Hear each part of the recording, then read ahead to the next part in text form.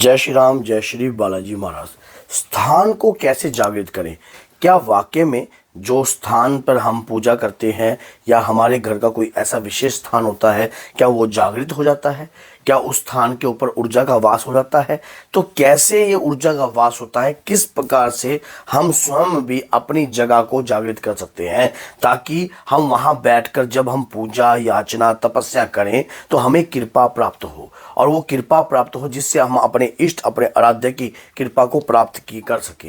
क्योंकि सबसे बड़ी बात ये होती है कि हमें शांति मिलनी चाहिए। कहते हैं कि जिस प्रकार से वास्तु के हिसाब से घर होता है, वास्तु के हिसाब से हमारा घर में जब हम प्रवेश करते हैं तो ईशान कोण के अंदर मंदिर का निर्माण होता है। माना जाता है कि जो ईशान कोना होता है वो उत्तर और पूर्व के कोने को ईशान कोना कहा जाता है। यहाँ पर देवताओं का, गुरु बृहस्पति का वास होता है, और आपके जो मंदिर का स्थान है यही उचित होता है वास्तु के हिसाब से। और दूसरी बात ये होती है कि कई लोग जो है पूर्व दिशा पर भी मंदिर बना देते हैं अपने, तो वहां पर भी पितरों का स्थान होता है। तो अभी हम अपने घर में हमारा कोना की जिस भी दिशा में हो, हम उस दिशा में बैठकर आप अगर अपने इष्ट, अपने आराध्य की पूजा याचना साधना करें तो क्या वो कोना भी जागृत हो सकता है? तो सारी जानकारी आज इस वीडियो में आपको प्राप्त होगी। अगर वीडियो अच्छी लगे तो लाइक करना, चैनल को सब्सक्राइब करना और बेल आइकन बटन को दबाना बिल्कुल भी मत भूलना।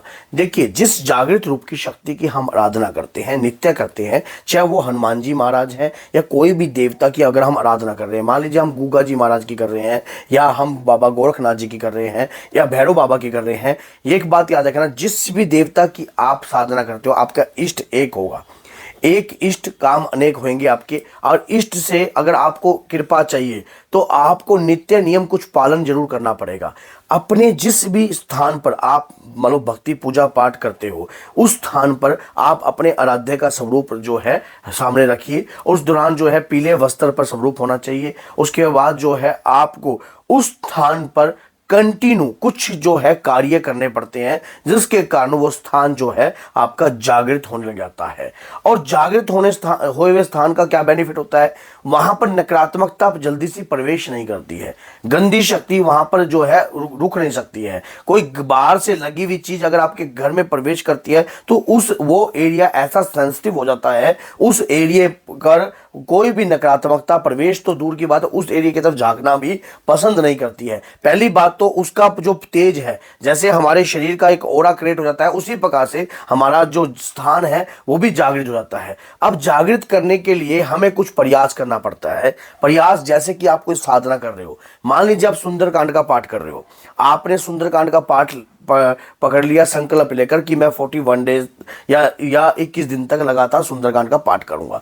ऐसे स्थान पर आपने बैठ लिया। देखिए, स्थान ऐसा ही होना चाहिए जहां आपको शांति का भाव प्रकट हो, जहां आपके मन को भी शांति मिले और आपके माइंड को भी शांति मिले, डिस्टर्बेंस ना हो, ताकि आपका और आपके इष्ट के प्रति जो भी लगन है वो खुलकर आप अपने इष्ट की कृपा को प्राप्त किया जा सके। तो ऐसे स्थान पर अगर आप वहां पर ज्योत, दीपक, बाती आप लगाते हो, वहां से जैसे कहते हैं कि दीप का जब हम दान देते हैं, दीप से एक ओरा क्रिएट होता है, रोशनी, वो प्रकाश ला देती है अंधेरे में भी। तो आप जब दीप का दान देते हो, उस एरिया के अंदर जो है आपकी पॉजिटिविटी उतर जाती है। और उस दौरान फिर लगातार आप जहां बैठकर सुंदरकांड का पाठ सुना रहे हो, कहते हैं कि हनुमान जी को वरदान है, जहां राम का नाम है वहां मेरे प्रभु का कार्य प्रारंभ हो जाता है।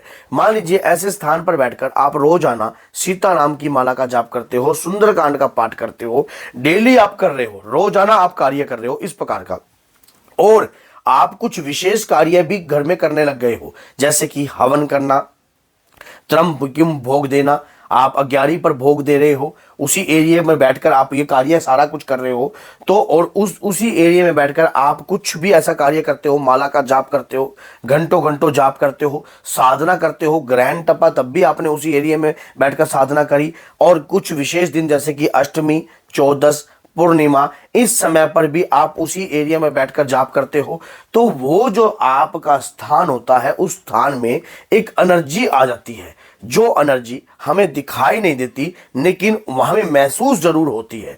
बाहर से लगने वाली नकारात्मकता या कोई गंदी शक्ति अगर आपके घर के अंदर प्रवेश करती है तो उसी स्थान के चक्कर करके वो वो आपके घर में प्रवेश नहीं कर सकती, क्योंकि आपने वहां पर बैठकर, मान लीजिए आपने कोई मंत्र उठा लिया है, आपने हनुमान जी का मंत्र उठा लिया, रुद्र मंत्र उठा लिया हनुमान जी का, ओम हम हनुमते रुद्रात्मकाय हूं फट स्वाहा, इस मंत्र के 5.25 लाख जाप भी आपने उसी एरिया में बैठकर किए हैं, उसी स्थान पर बैठकर किए हैं, और लगातार प्रयास किया है। उस स्थान पर बैठकर आप मंत्र का जाप कर रहे हो, ओम हम हनुमते रुद्रात्मकाय हूं फट स्वाहा। तो आप सोचो उस एरिया के अंदर जो पॉजिटिव एनर्जी है वो उत्पन्न हो रही है।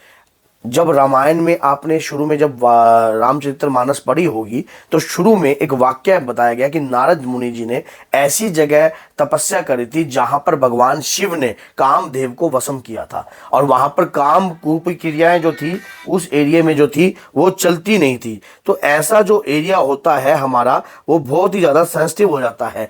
ऐसे एरिया के अंदर जो है ऊर्जा का समावेश हो जाता है, और वहां पर जब नारद मुनि जी ने भी तपस्या करी तो वो जब इंद्र ने प्रयास किया, बहुत सारा मलो मेनका वगैरह बहुत सारी अप्सराएं भेजी, लेकिन नारद मुनि जी को बिल्कुल भी हटा नहीं पाए, जिससे नारद मुनि जी के मन में एक अहंकार उत्पन्न हो गया था कि मैंने कामदेव को वश में कर लिया और काम के ऊपर विजय हासिल कर ली। लेकिन ये नहीं पता था कि जिस जगह पर बैठकर आप जाप कर रहे थे वहां पर भगवान शिव ने लाखों वर्षों तक तपस्या करी है, वो एरिया, और कामदेव जैसे कामिक रूप शक्ति को भस्म किया है, वो तो वैसे भी जागृत है।